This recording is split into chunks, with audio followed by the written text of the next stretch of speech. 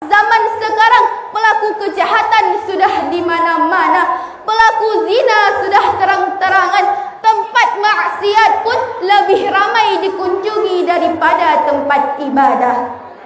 Wanita yang solehah adalah wanita yang selalu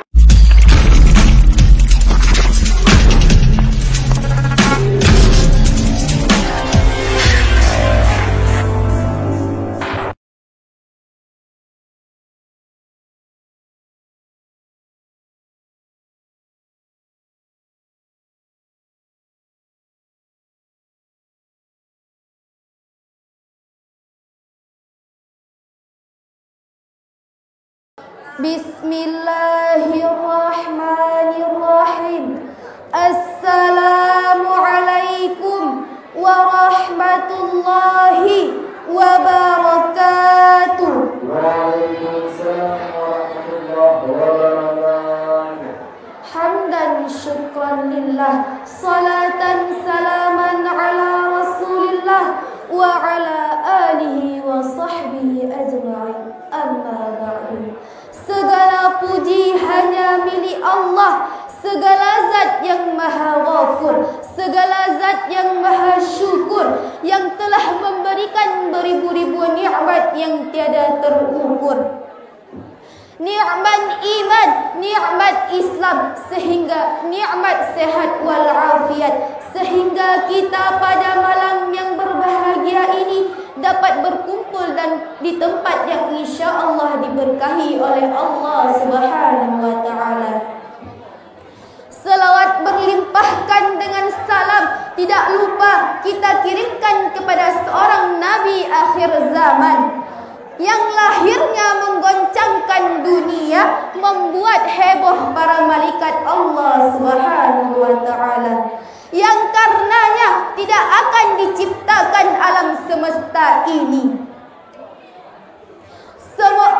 Beliau adalah putra dari Abdullah, buah jantung hati Siti Aminah, belahan jiwa Khadijah, Rasulullah sallallahu alaihi wasallam. Semoga keluarganya, sahabatnya, dan kita selaku umatnya semoga diberikan syafaat di hari kiamat nanti.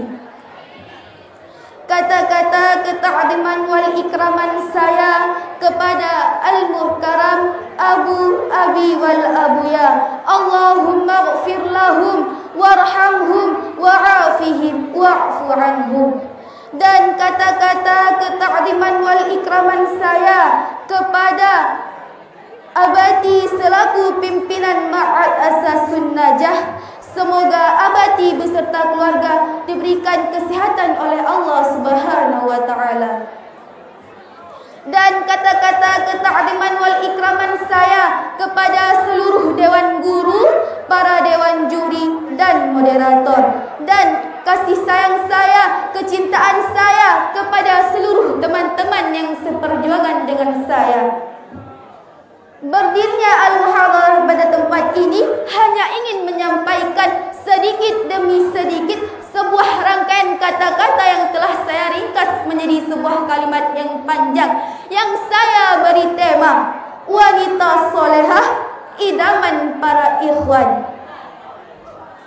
Ma'asyaral muslimin rahimakumullah. Jika kita cerna kata ikhwan dari segi bahasa Arab, artinya lelaki. Namun Indonesia memiliki bahasa resmi, yaitu bahasa Indonesia, di mana ketika masyarakat mendengar kata ikhwan akan erat kaitannya dengan agama Islam, sehingga pengertian ikhwan ialah seorang lelaki yang senantiasa beribadah kepada Allah, melaksanakan perintah Allah dan menjauhi larangannya. Seorang ikhwan yang insani tentunya memiliki sosok idaman yang dapat memperkokoh keimanannya kepada Allah Subhanahu wa taala. Di zaman yang hampir merusak generasi ini, kita bisa melihat dengan mata kita sendiri, bisa mendengar dengan telinga kita sendiri bahwa zaman sekarang pelaku kejahatan sudah di mana-mana.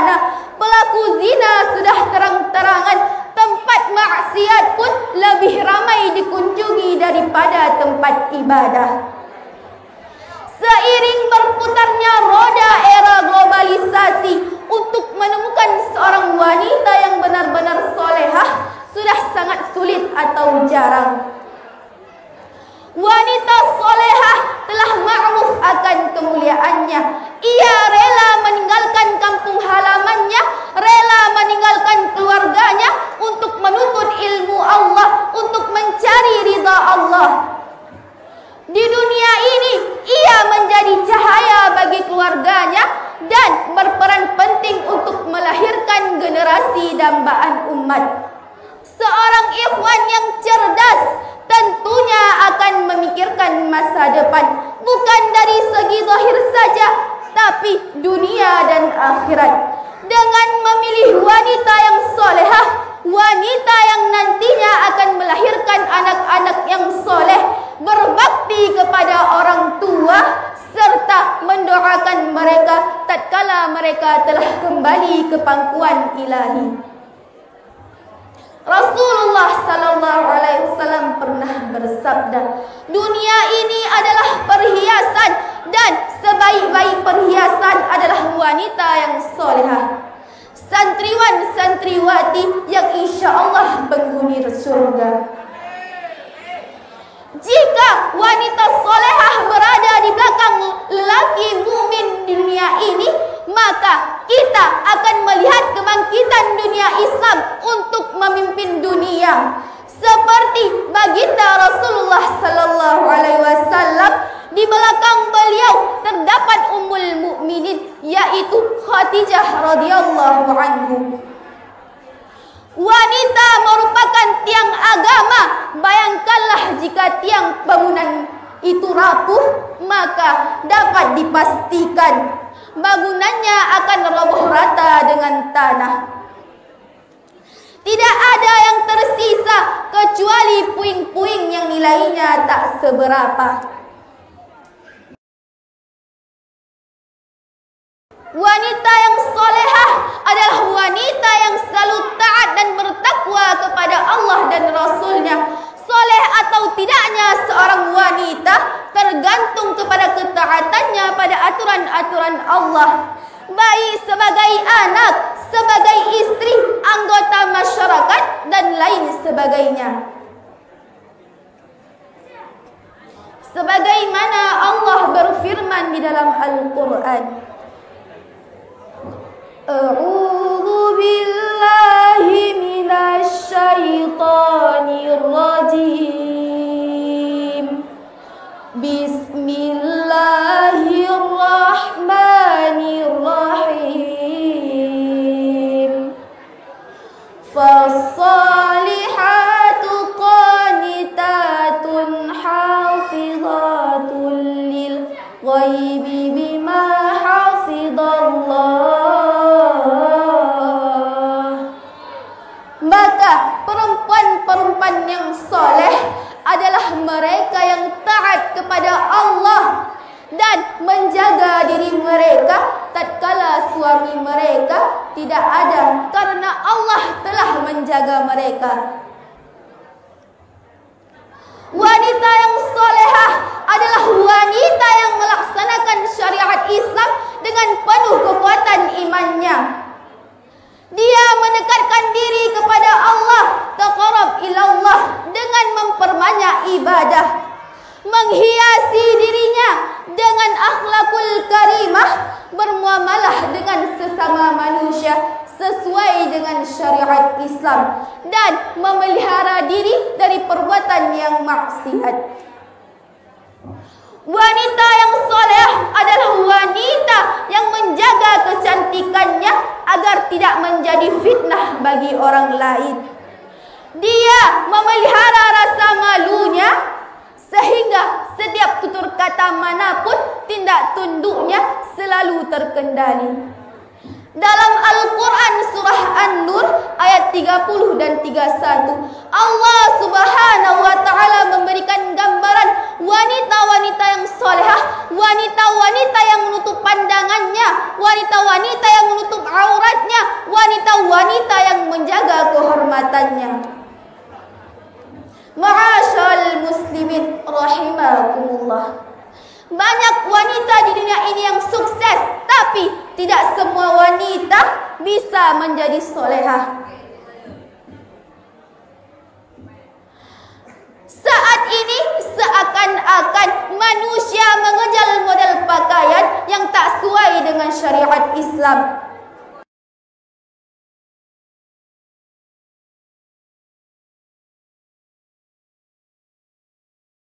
Saat ini kita bisa melihat betapa remaja-remaja sekarang yang model pakaiannya tak sesuai dengan syariat Islam.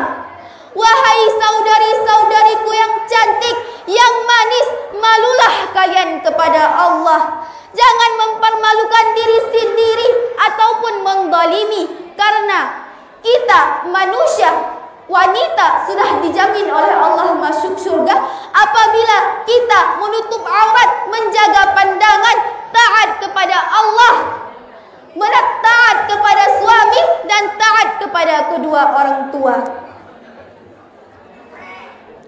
Di zaman sekarang kita bisa melihat anak-anak remaja sekarang yang elitnya tak pernah ini itu, yang hanya mengeluarkan uang untuk membeli ini, untuk membeli itu. Tapi beruntungnya kita sebagai wanita diantarkan ke pondok pesantren, diajarkan membaca Al-Quran, diajarkan membaca kitab untuk mengetahui ilmu-ilmu Allah, untuk mencari ridha-ridha Allah. Sekarang para ikhwan, jika kalian ingin mencari pasangan, carilah yang seperti diwasiatkan Rasulullah sallallahu alaihi wasallam. Dari Abu Hurairah radhiyallahu anhu, wanita dinikahi karena 4 hal: karena kecantikannya, karena hartanya, karena kedudukannya, dan karena agamanya. Maka apa kata Rasulullah? Pilihlah kalian para ikhwan yang memiliki agama, karena pada suatu saat nanti kalian akan beruntung. Ma'asyiral muslimin rahimakumullah. Ada sebuah kisah dari negeri Yaman, yang sebuah kisah nyata, bukan rekayasa. Di rumah tersebut mereka berputar-putar mengelilingi rumah tersebut hingga syaitan menggoda mereka. Rumah tersebut menjadi saksi sebuah kemaksiatan yang dibenci oleh Allah, sebuah perbuatan zina dibenci oleh Allah. Sehingga mereka pulang dari rumah tersebut, mereka masih dalam keadaan yang tidak suci. Di perjalanan mereka terjadi kecelakaan sehingga membuat si wanita tersebut meninggal dunia dalam keadaan yang tidak suci. Dan si pria tersebut tertidur baring lemah di rumah sakit. 2 minggu berlalu hingga si pria tersebut sadar. Lalu ia bertanya kepada keluarganya, "Wahai keluargaku, di mana calon istriku?"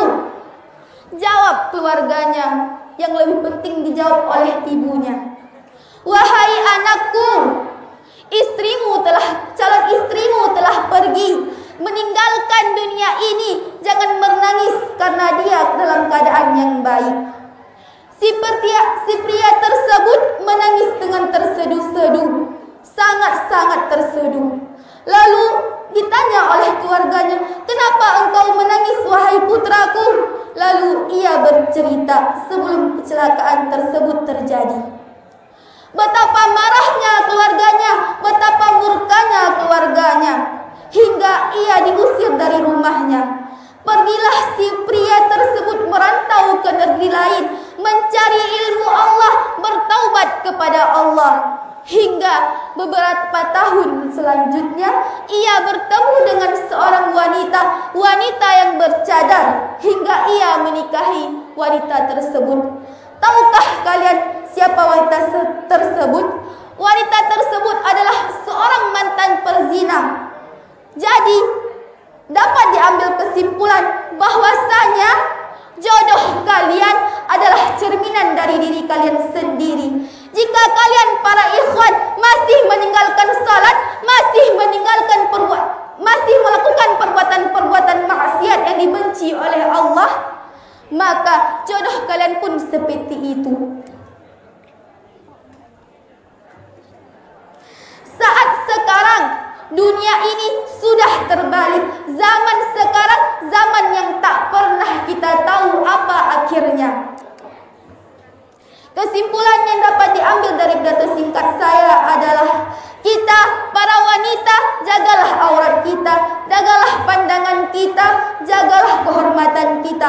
Karena pada suatu hari nanti kita akan diminta oleh jodoh kita, akan dilamar oleh jodoh kita.